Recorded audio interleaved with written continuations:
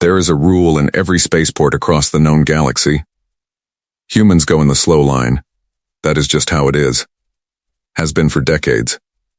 Ever since humanity joined the galactic Commonwealth, humans have been treated like the new kid at school. Tolerated. Watched. Never fully trusted. But on one particular morning, at Dock 7 of the Verith Transit Hub, something happened that nobody expected. A man walked through the security scanner. The scanner stopped. Not the usual stop. Not the please remove your boots kind of stop.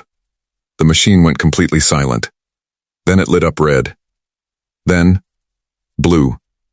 Then a color that nobody in that terminal had ever seen before. And then, in a voice that was calm, flat, and almost confused, the scanner asked a question. Out loud. In front of everyone. It said, biological entity identified. Cross-referencing anomalous cellular scarring patterns. Query confirmed. Subject, have you faced a primordial and survived? The entire terminal went quiet. Every alien, every droid, every customs officer, they all stopped moving. Because that question had a meaning that went far beyond a security check. A primordial was not a monster. It was not a weapon. It was not a war machine built by some rogue empire. A primordial was something older.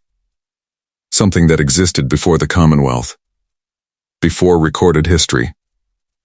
Before stars had names.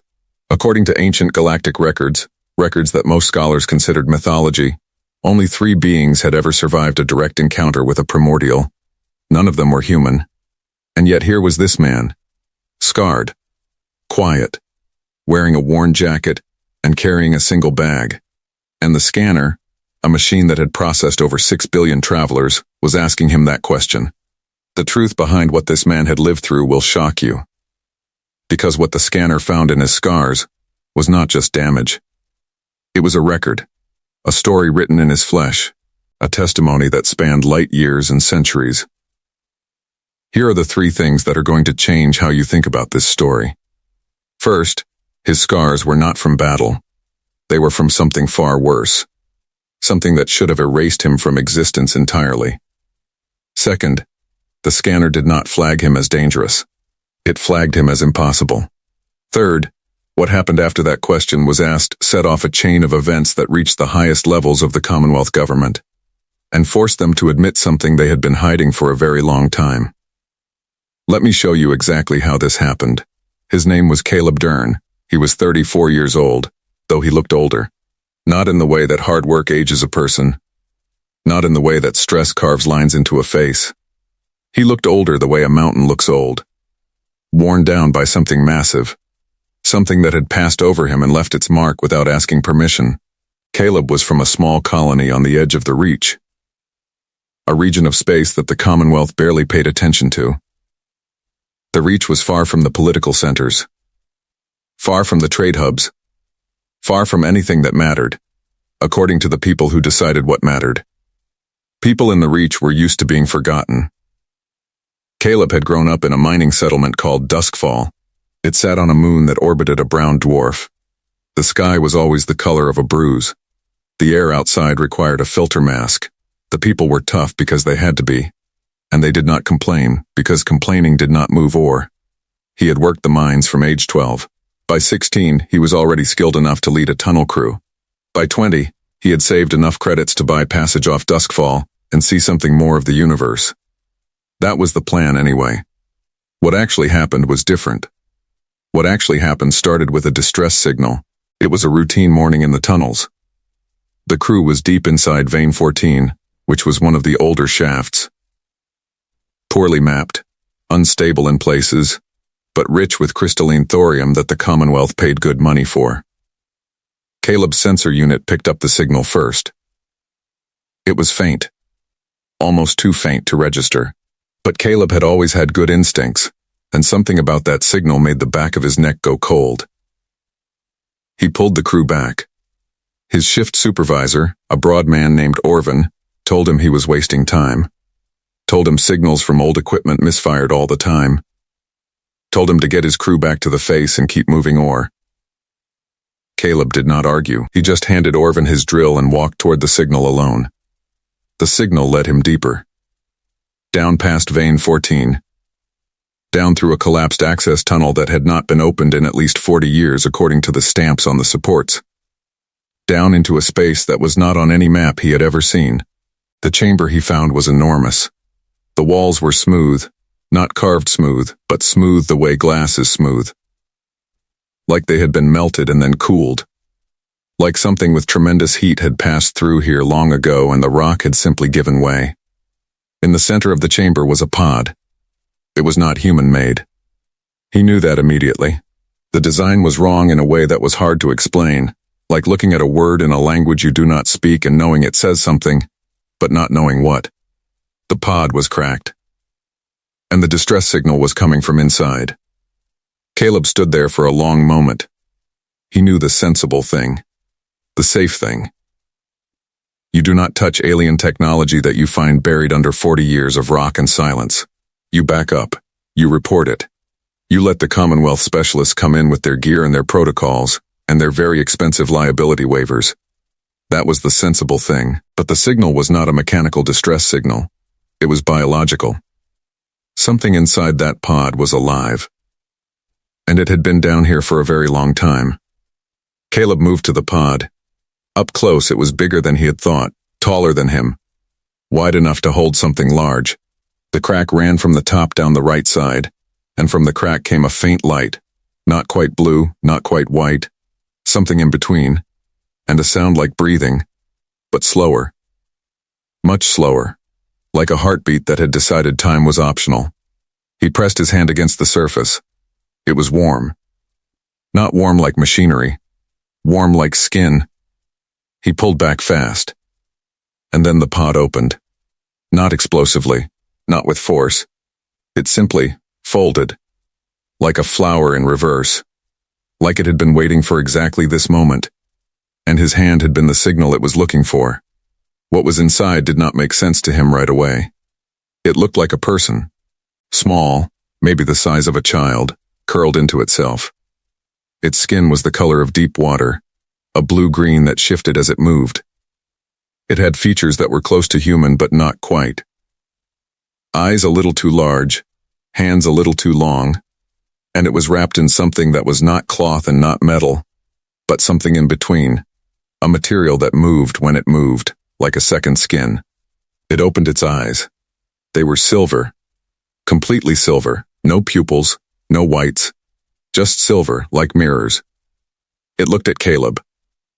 And Caleb, who was not a man who frightened easily, felt something move through him. Not fear, exactly.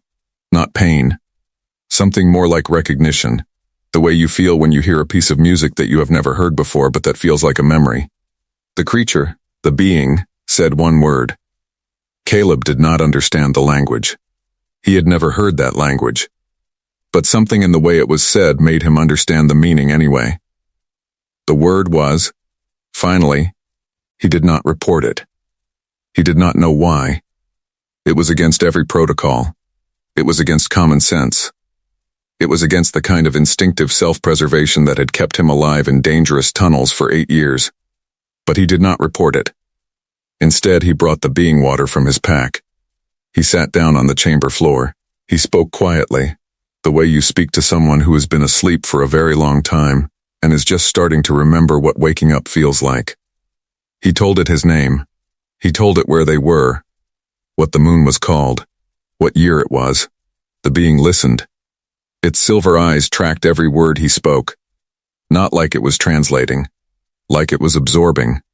Like every sound he made was being filed away with perfect precision. After about 20 minutes it spoke again. This time, in English. Not perfect English. Accented in a way that had no earthly reference point. But English. It said, "You should not be alone down here." Caleb almost laughed. "You either," he said. The being looked at him with those silver eyes, and for just a moment, just a fraction of a second, something moved across its face. Something that, on a human face, would have been called a smile. But it was not a smile. It was something older than smiling. It was gratitude. And Caleb Durn, miner from Duskfall, sitting in an unmapped chamber under 40 years of rock, had no idea yet what he had just woken up. Had no idea what it would cost him. Had no idea that this moment, this quiet, small moment of one person choosing not to walk away, was the beginning of the most important story in human history. He just sat there. And the being sat across from him, and somewhere above them, the brown dwarf threw its bruised light across a sky that nobody was watching. And the universe, for the first time in a very long time, held its breath. The being's name was not pronounceable. Not in any human tongue, anyway. It had 3 syllables that existed in a frequency range human vocal cords could not replicate. Caleb tried twice. Both attempts made the being tilt its head with an expression that might have been amusement. So Caleb called it Ren. Simple. Short. Easy. Ren accepted this with the quiet dignity of someone who had been given many names over a very long time, and understood that names were just sounds that helped other people feel comfortable. Over the next 6 days, Caleb came back to the chamber every shift. He told Orvin he was following a vein anomaly. Orvin did not care enough to check. The ore numbers were good that week, and good ore numbers made Orvin into a different, more relaxed version of himself. During those 6 days, Caleb learned things. Not all at once. Not in any organized way. Ren did not give lectures. Ren answered questions, but only the ones that mattered. And only when Caleb was ready to hear the answers. The first thing Caleb learned was that Ren was not from the Commonwealth. Not from any member species. Not from any known civilization. Ren was from before. Before the Commonwealth formed. Before the first Galactic Council. Before the species that built those institutions had even crawled out of their oceans and looked up at the stars and wondered what was up there. Ren used the word ancient the way Caleb used the word yesterday. The second thing Caleb learned was why Ren had been in that pod. Ren called it sleeping through the loud times. When Caleb pressed for more detail, Ren explained, slowly, carefully, choosing words like a person choosing stones to cross a river, that there were events in the history of the universe that were too large to survive while awake. Cataclysms. Collapses. Things that moved through reality the way a wave moves through water. When those things came, certain beings chose to sleep. To wait them out. To wake up on the other side. How many of those events happened? Caleb asked. Ren thought for a moment. While I was in the pod, Ren said. 7. Caleb stared. How long were you in the pod?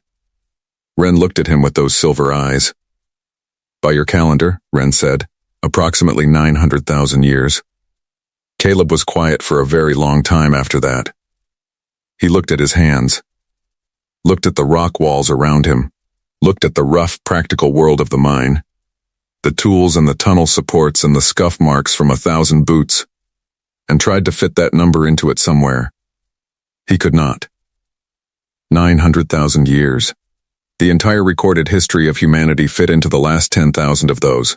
Everything humanity had ever built, written, fought over, discovered, celebrated, and mourned. All of it was a tiny fraction of the time this being had been sleeping under his feet. Are there others like you? He asked. Ren did not answer right away. There were. Ren said finally. The way Ren said it made Caleb not ask the follow-up question.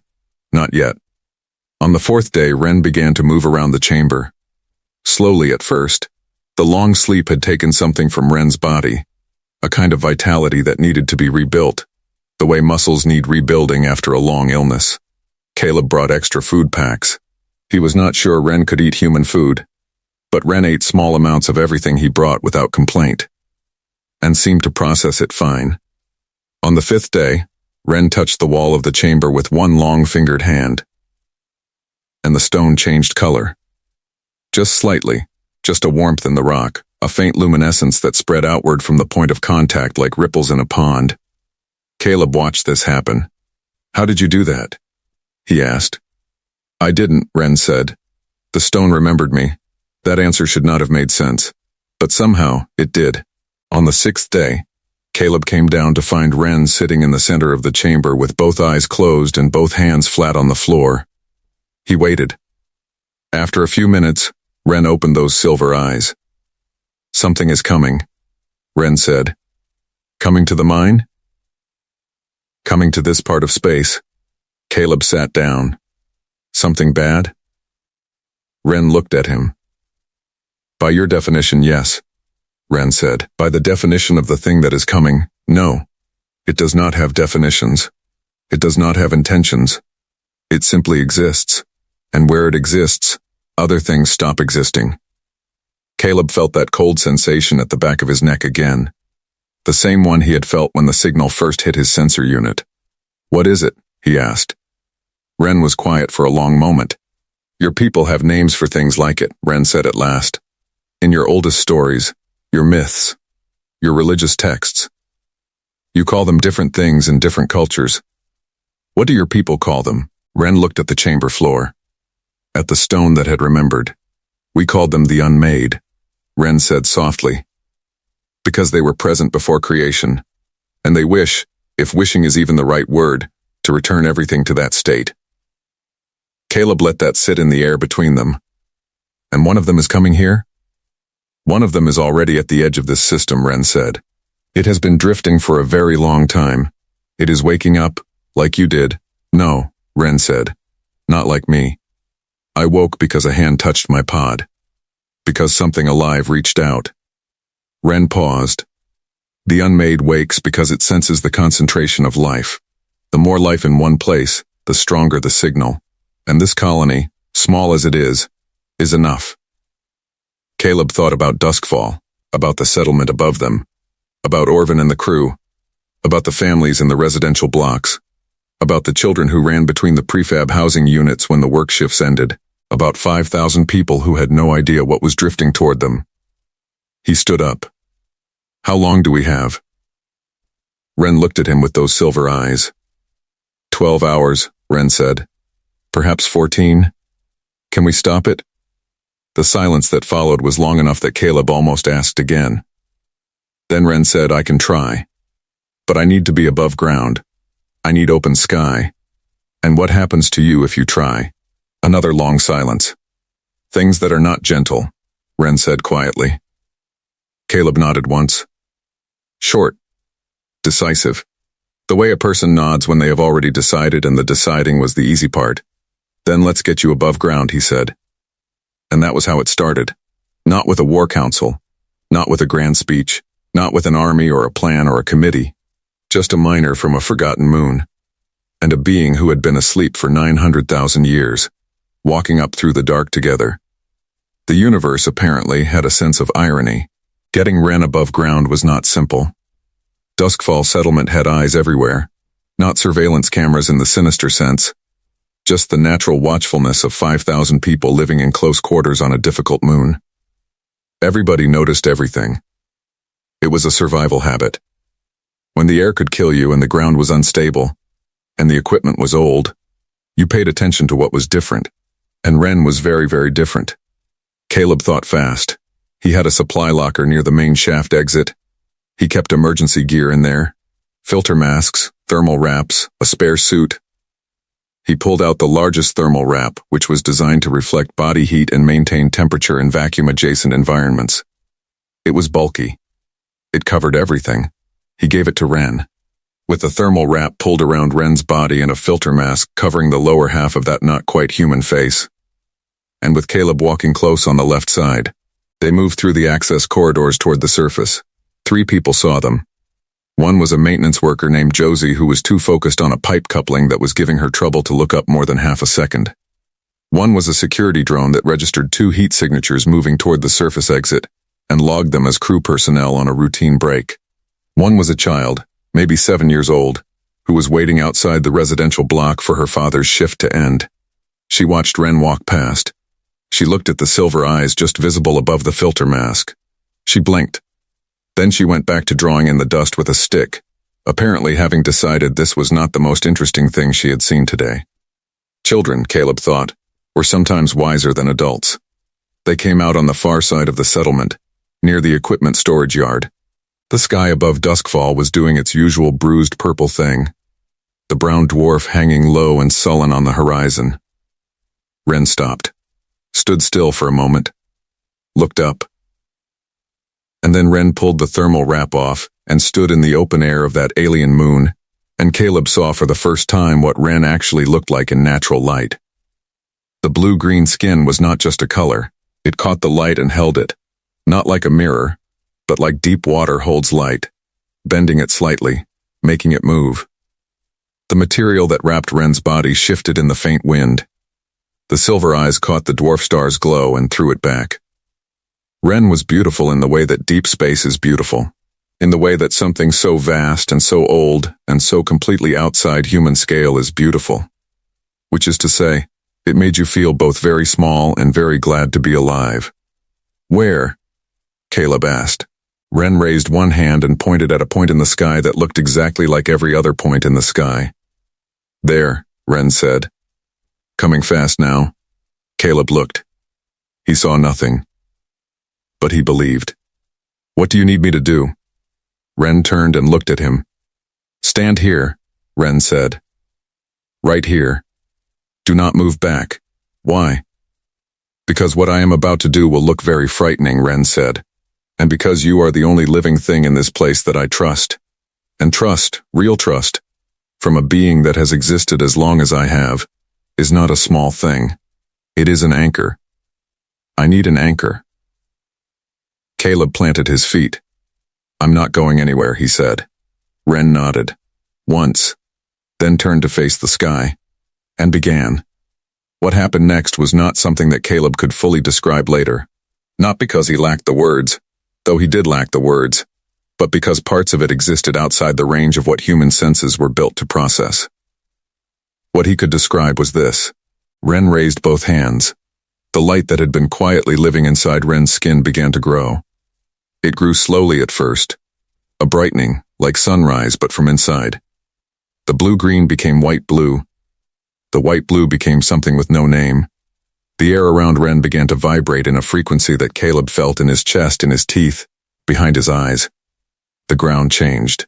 The same luminescence he had seen in the chamber, that spreading warmth, that color moving through stone, began to radiate outward from where Ren stood, moving across the equipment yard, reaching the foundations of the nearest building, moving outward in a perfect circle. Caleb watched a crack in the ground near his boot fill with light and close. He watched a rusted gear housing on a nearby vehicle shed its rust in a cascade of dust and emerge as clean metal beneath. He watched an old emergency warning light that had been dead for as long as anyone could remember flicker on. He stood still. Above them, something appeared in the sky. It did not descend like a ship. It did not fall like a meteor. It arrived the way silence arrives, not as a thing that comes, but as the absence of everything else. The stars near it dimmed, not because it blocked them, but because in its proximity, light seemed unsure of itself. It was large. Caleb could not measure it against anything because it had no clear edges. It was a mass of not being, a shape made of absence. It pulsed slowly, and each pulse felt like a door closing somewhere deep inside him. This was the Unmade. And it was looking at Duskfall. Ren screamed. Not in pain, not in fear, in challenge. The sound tore across the equipment yard and the settlement, and the bruised sky, and kept going. And it was not a sound that fit inside any normal space. It was too large, too layered, too ancient. A sound that had probably not been made anywhere in this galaxy for hundreds of thousands of years. The Unmade stopped. It turned, though it had no body that could turn, and it focused on Ren. What followed was not a fight in any physical sense. It was a contest of existence. Ren pushed light into the sky. The Unmade pushed absence back. For every pulse of brilliance Ren threw upward, the Unmade answered with a wave of unmaking that rolled down toward the surface. Caleb felt those waves. The first one hit his skin like cold water. The second felt like forgetting. The third was something he had no words for. It felt like standing at the edge of a cliff that went down forever, and knowing that the cliff was not in the landscape, but in his self. He did not step back. He stood there, feet planted, Because Ren had asked him to. And then the fourth wave hit. It was different from the others. Targeted. The Unmade had noticed him, noticed the small, soft, biological thing standing on the ground below Ren, and it sent a specific pulse directed at him specifically. It was trying to unmake him, to simply remove the fact of him from existence. The scars happened in that moment. Not from fire, not from blades, from the edges of something that had tried to pull the reality out of him and failed. Failed because Ren threw something in front of it at the last second, a wall of ancient light that intercepted the pulse and diffracted it across Caleb's skin, instead of through his core.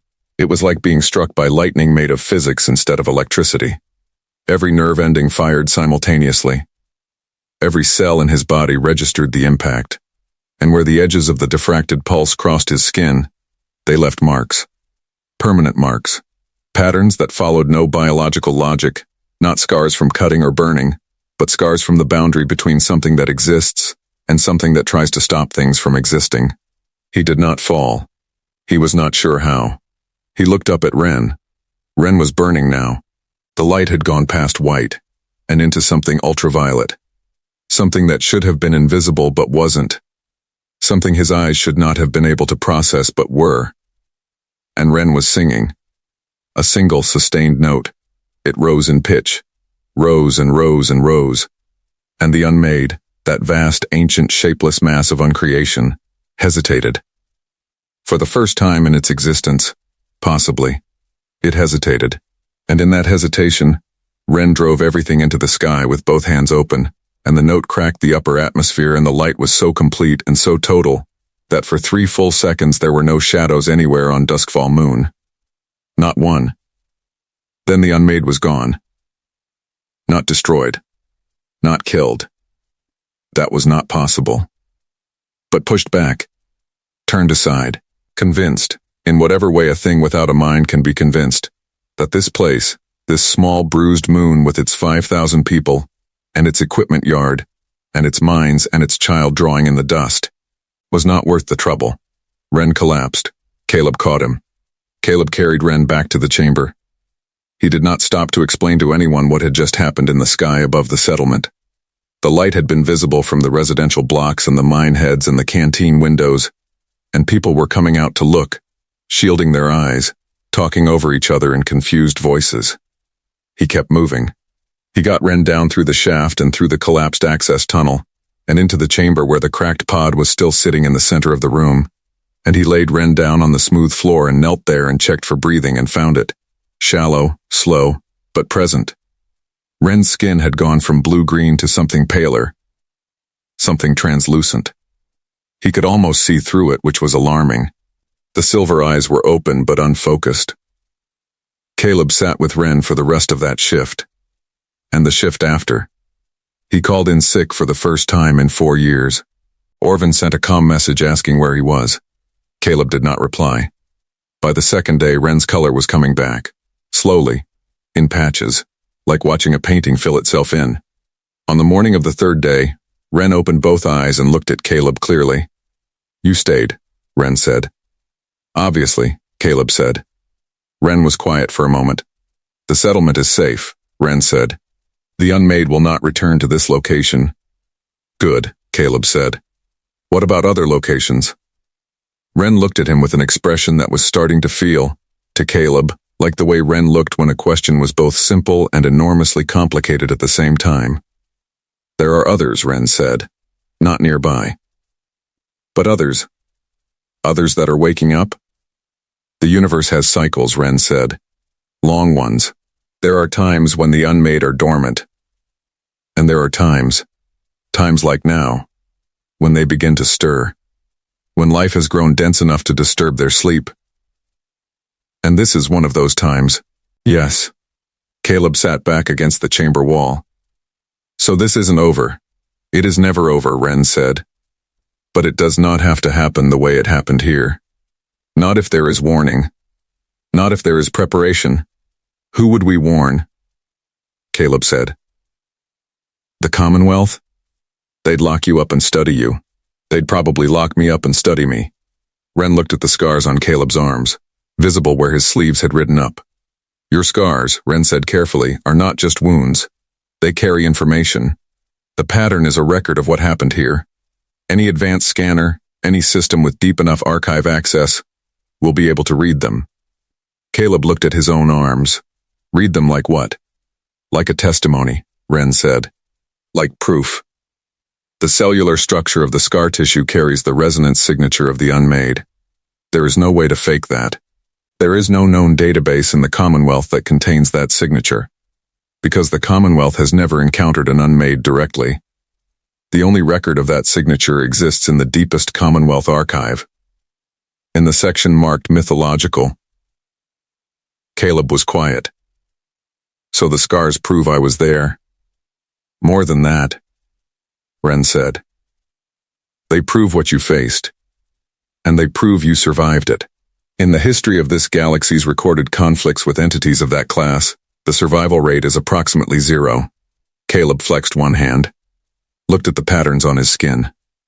I survived because of you, he said. You survived because you did not move, Ren said simply. I provided the barrier, but a barrier only works if what is behind it holds its ground.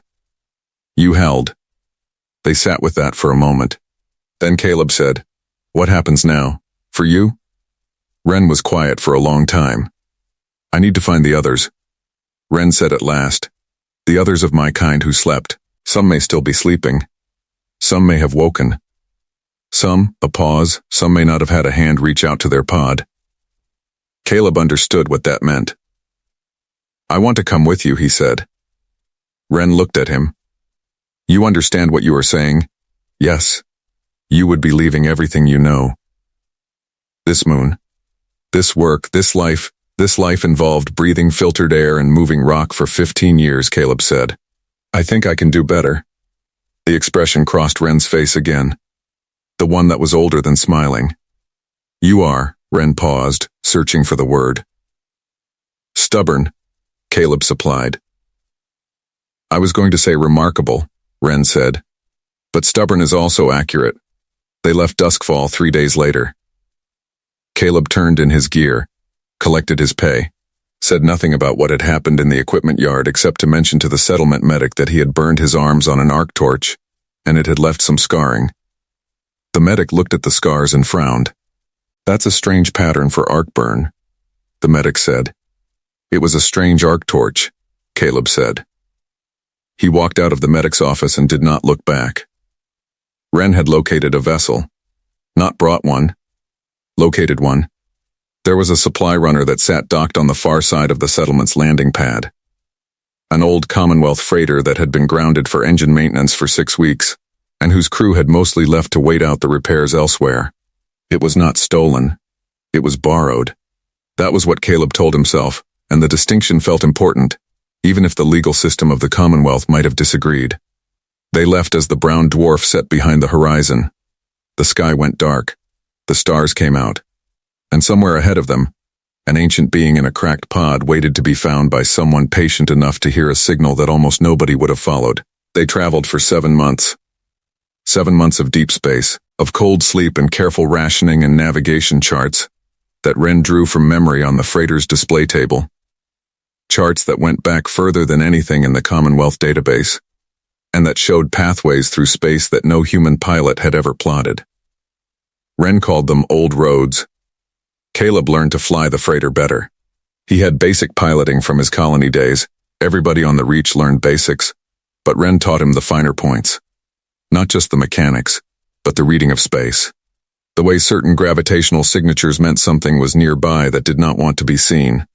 The way certain frequencies in the background radiation of a system suggested something ancient had passed through. He also learned more of Ren's language. Not all of it. That would have taken decades. But enough to understand the emotional register. Enough to know when Ren was sad, a particular quiet that settled into that blue-green skin. Enough to know when Ren was alert, a slight brightening, like something turning on inside. They found 3 pods. The first was on an uninhabited rocky planet in a system without a name, catalogued only by a number in the Commonwealth Navigation Registry. It was buried under a mountain that had formed on top of it over a geological timescale. Ren located it by feel. by standing on the surface and placing both hands flat against the rock and listening. The pod was cold. Whatever had been inside was long gone, not dead. Gone in a different way, dissolved, Wren explained. When a being of their kind remains in a pod beyond a certain threshold of time without an external signal to wake them, they begin to integrate with the material around them, become part of the molecular structure of the stone. Wren stood there for a long time. Caleb stood next to him and did not say anything. The second pod was underwater, buried in the oceanic crust of a water world, a planet that was nothing but ocean from pole to pole, deep enough in some places that the pressure at the bottom was enough to change the physical state of water into something that had no common name. They dove in the freighter. It was rated for atmospheric entry, not submersion, but Caleb had jury-rigged a pressure seal good enough to survive the descent, and found the pod 3 kilometers down on a shelf of ancient volcanic rock. This one was warm. Wren placed a hand against it. Nothing happened. Wren tried 3 times, with increasing focus, something that Caleb could feel in the air of the freighter even through the hull, a building intensity, a vibration that made the instruments flicker. On the 4th attempt, the pod did not open, but it responded, a pulse. One pulse, from inside. Slow, deliberate. Alive, Wren said. But not waking up? Not yet. It needs more time. And a safer world. Wren looked at the pod through the scratched viewport. But it knows we were here now. It knows someone came. Caleb thought about that as they ascended. About what it meant to have been asleep for 900,000 years, and then feel, through the hull of your pod, through kilometers of water and rock, that someone had come. That you had been found. He thought it was probably the loneliest and the best feeling in the universe at the same time. The third pod was different. Different from the others in a way that Wren recognized before they even landed. A tension that came into Wren's body. A stillness that was not peaceful stillness, but the stillness of something very carefully controlled. The third pod was on a Commonwealth-controlled asteroid. A research station. Small, maybe 60 personnel. Geology survey team according to the public registry. Studying mineral deposits in an asteroid belt that sat on the border between 2 Commonwealth administrative zones. The pod was inside the station. Not secured. Not in a containment vault, not in a lab. It was in the maintenance bay, being used as a storage unit. Someone had draped a tarpaulin over the top half and stacked crates of equipment around the base. A coffee mug sat on one end of it. Caleb stared at this for a long time. They don't know what it is, he said. No, Wren said quietly. Is it alive? Wren confirmed. Yes. And frightened. I can feel it from here. It has been aware for some time. Aware but unable to open the pod. The pod needs external contact to open, and no one has touched it with intention, Caleb said. Yes. Caleb thought for a moment. I'll go in, he said. They will have security, Wren said. I know how research stations work, Caleb said. They're understaffed and overworked, and half the personnel are focused on their own projects, and half the security systems have been disabled because they trigger false alarms on geological equipment. Wren looked at him. That is a very specific and concerning amount of knowledge, Wren said. I grew up in a mining settlement, Caleb said. Same principle. He went in alone. Posed as a supply inspector. Had enough documentation on the freighter's ID system to generate a passable credentials packet. Walked through the station with a clipboard. An actual physical clipboard, which he had found in the freighter's storage, and which communicated competent bureaucracy in a way that no digital device could match. 3 people looked at him. 2 nodded. One asked if he was there about the ventilation report. He said yes. He was there about the ventilation report. He would get to it after he checked the maintenance bay. Nobody stopped him. He walked into the maintenance bay. He found the pod. He moved the coffee mug. He placed his hand on the surface. He said, quietly, to himself and to whatever was inside, "Hey, you're not alone." Someone came. The pod opened. The being that came out of that third pod was different from Wren. Larger, broader. Where Wren had the quality of deep water, fluid, reflective, ancient calm, this one had the quality of deep earth, Solid. Dense. A brown gold that caught light the way minerals catch light in a mine shaft. Shoulders that spoke of enormous contained power. But it was trembling. It had been aware inside that pod, aware but trapped, for what Ren later estimated was several hundred years. Long enough to understand that time was passing around it. Long enough to hear the voices of the station personnel through the hull. Long enough to feel the vibrations of their equipment, and to know that none of them knew it was there. Long enough to believe, on some deep and wordless level, that nobody was ever going to come. And then a hand had touched the surface. And a voice had said those words. It looked at Caleb with eyes that were amber, warm amber, like old resin. And it did not speak. It simply looked at him with an expression of such complete and unguarded relief that Caleb had to look away for a moment. Not because it was unpleasant. Because it was the most human thing he had ever seen on a non-human face. He got it out of the station the same way he had gotten in, through a combination of timing, movement, and the fundamental truth that nobody pays attention to the clipboard person when there are rocks to measure and reports to file. Back on the freighter, Ren greeted the newcomer in their shared frequency, that language of sounds that human throats could not make, and there was a long exchange that Caleb watched without understanding, but felt in the way you feel music through a wall. The newcomer's name, rendered approximately, was something that translated to the one who waits at the edge of the tide. Caleb called it Tide. Ren told Tide about Caleb, about Duskfall, about the Unmade and the equipment yard, and the light without shadows. Tide looked at Caleb's scars, then looked at Caleb, and made a sound, low, resonant, felt more in the chest than heard in the ears, that Ren translated, quietly as, a human who held his ground against the Unmade. I had stopped believing such a thing was possible. Why? Caleb asked. Ren hesitated.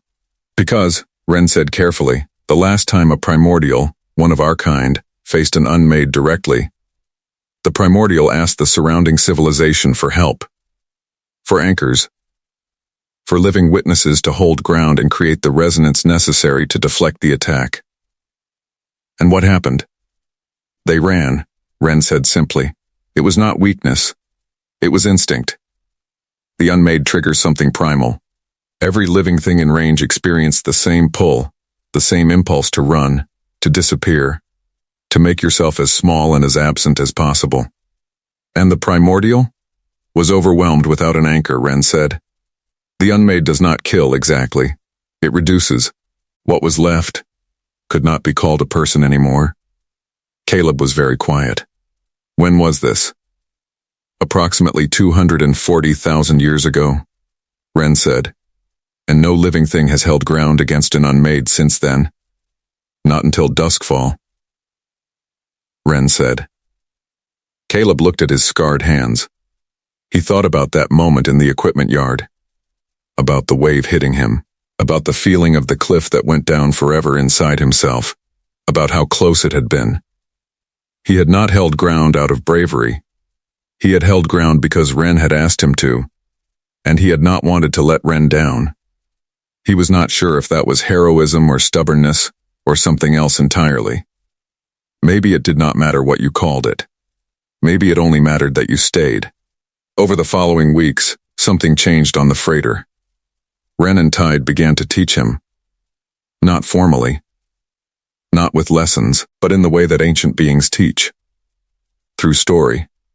Through demonstration, through the steady accumulation of small pieces of understanding that eventually, without your noticing, became something large. He learned about the Primordials. About what they were and where they had come from, and why, of all the beings that had ever existed in this galaxy, they had chosen the long sleep as their response to the Unmade cycles, not cowardice. Strategy. You cannot fight an Unmade with force. Force is a form of existence, and existence is what the Unmade consumes. You can only deflect it, redirect it, push it back the way you push a wave back, not by standing against it, but by creating a counterwave. That was what Ren had done above Duskfall.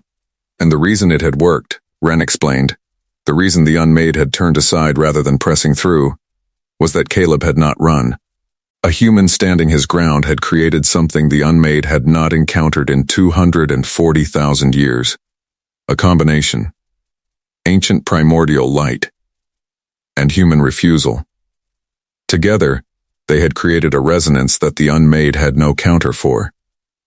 It is not just your biology, Ren told him one evening, as the freighter drifted between systems. It is your nature. Humans are, Ren paused, searching for the right word, persistently, unreasonably present. You insist on existing even when existence is inconvenient, even when everything in a situation is telling you to stop. Some people call that stupidity, Caleb said.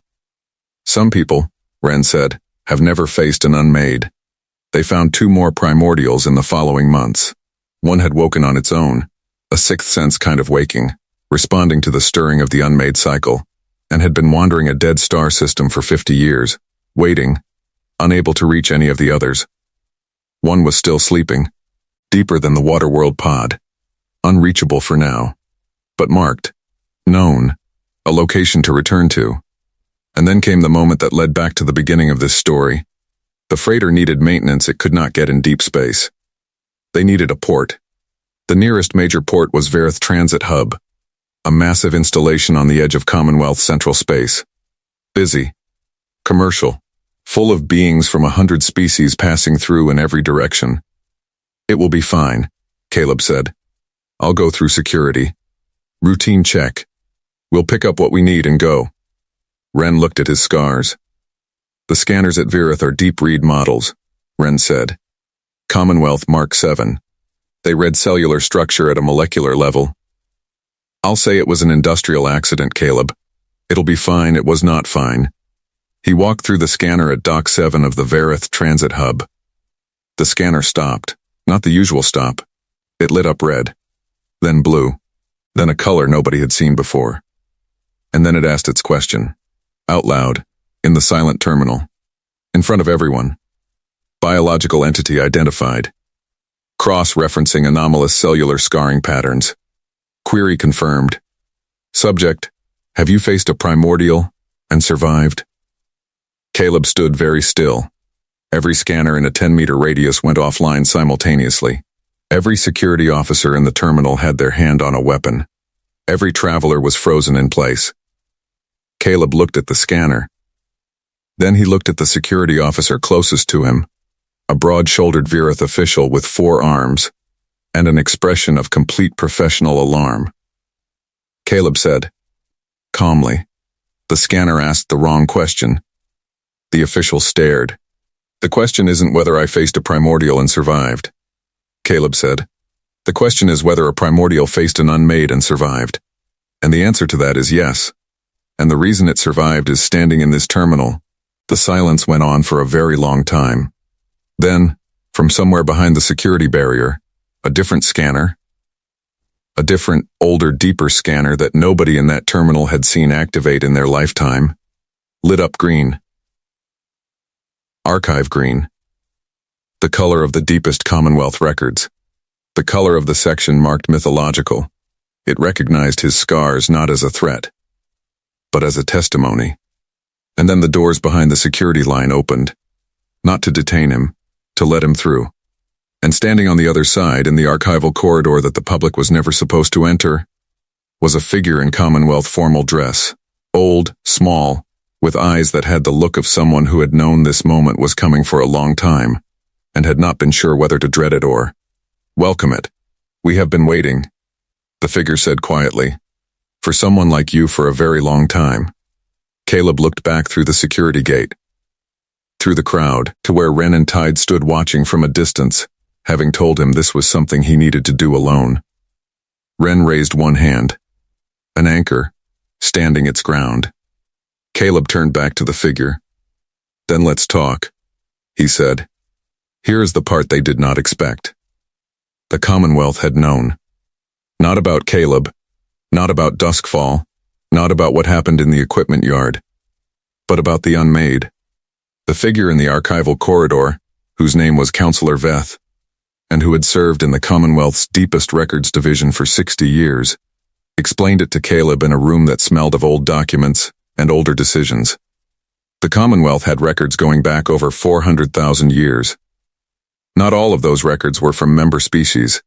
Some of them had been found, in exactly the same way Caleb had found Wren, buried, left behind, sealed in materials that did not decay.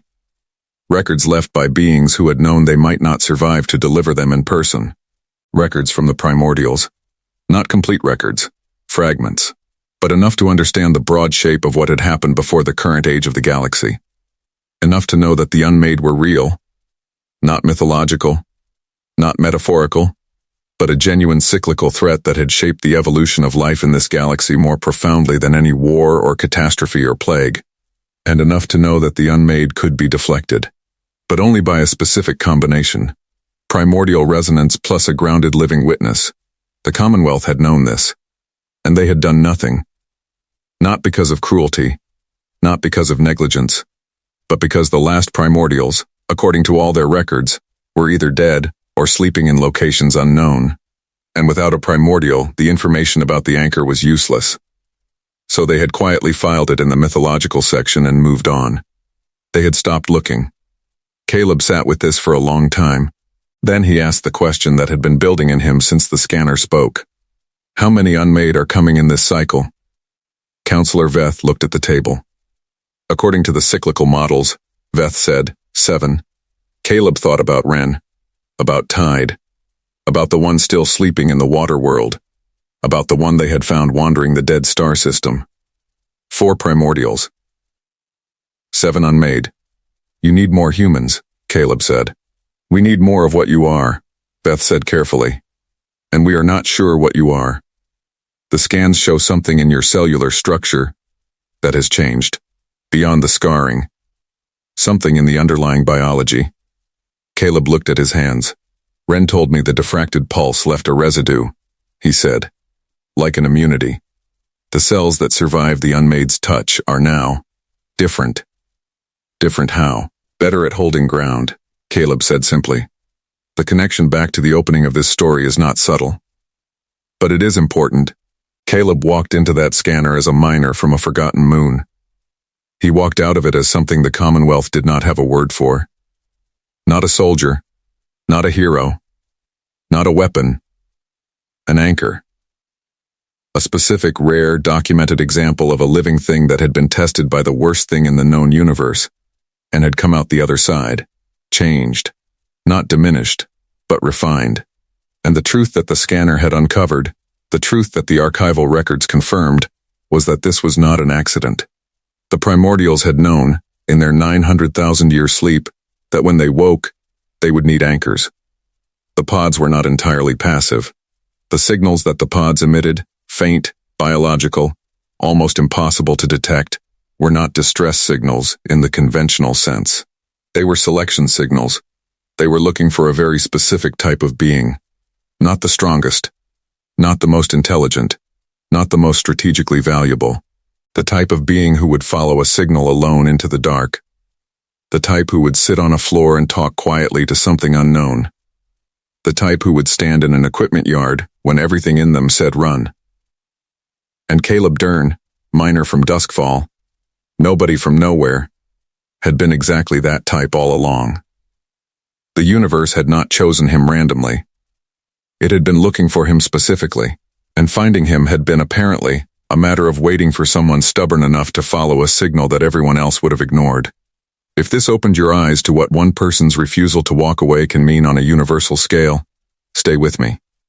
Because what happened next, when Caleb brought Wren and Tide into that archival chamber, when 4 Primordials and an expanding group of human anchors began to prepare for an Unmade cycle that would test everything, that story is coming. And it starts with a question even harder than the one the scanner asked. It starts with, if you knew what was coming, would you choose to stand? So let's bring this back to what really matters here. Caleb Durn did not save Duskfall because he was the strongest person on that moon. He saved it because he followed a signal nobody else followed. He stood when everything told him to run. He stayed when staying was the hardest thing. And the universe, in its ancient, unfathomable way, had been looking for exactly that. 3 things to take from this story and carry with you. First, the things that mark us, the scars, the hard seasons, The moments that changed our biology and our character are not just damage. They are a record, a testimony. And in the right context, with the right scanner, they speak for themselves. Second, the most important decisions are rarely the dramatic ones. The most important decision Caleb made was the first one, not the moment he stood in the equipment yard, but the moment he walked toward a faint signal instead of away from it. Most of life's biggest turning points are dressed like ordinary moments. Third, you do not have to be from a powerful place to matter at a universal level. Caleb was from a moon nobody had named. Ren was from a time before civilization existed. And together they changed the course of galactic history. Scale of origin is irrelevant. What matters is what you do when you find the signal. Now here is what I want you to do. If this story moved you, if something in it hit a nerve or sparked something, hit that like button right now. It takes half a second, and it helps this channel reach more people who need exactly this kind of story. Subscribe if you are not already subscribed. We put out Hafey stories exactly like this one, the kind where humanity is not celebrated for being the biggest or the loudest, but for being the most stubbornly, beautifully, unreasonably alive. And I want to know something from you specifically. Drop a comment below with this. What signal would you follow? What is the faint, easy-to-ignore signal in your own life? The one that almost nobody else would notice, that you think might lead somewhere worth going? Tell me in the comments. I read every single one. For the next video, we follow Caleb into the archival chambers. We find out what the Commonwealth has been hiding about the previous Unmade cycle. And we discover that the being who survived it left a message, specifically for humans. A message that starts with the words, "If you are reading this, the stubborn ones found a way." That video is coming. Do not miss it.